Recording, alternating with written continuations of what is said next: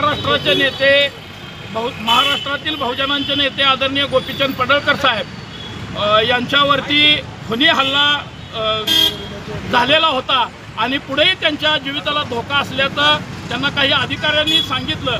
त्यानंतर काल परवा मुंबईत विधान भवनामध्ये ज्या रोहित पवारांच्याच एका कार्यकर्त्यानं आपल्या चॅनलच्या माध्यमातून सर्व जनतेला कबूल केलं की रोहित पवारच हा या सगळ्या हल्ल्याच्या पाठीमागचा मास्टर माइंड आहे।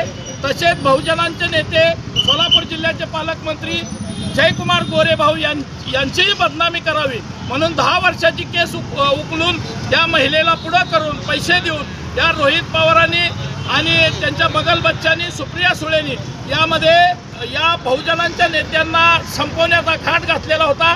महाराष्ट्रातील सर्व बहुजन बांधव आज एकत्रित येऊन या घटनेचा निषेध करतोय आणि सरकारला आम्ही विनंती करतोय की अशा सर्वसामान्य कुटुंबातून येऊन आमच्या सर्व बहुजनांचं नेतृत्व करणाऱ्या नेत्यांना संपवण्याचा घाट हे जातीवादी पवार कुटुंब घालत आहे।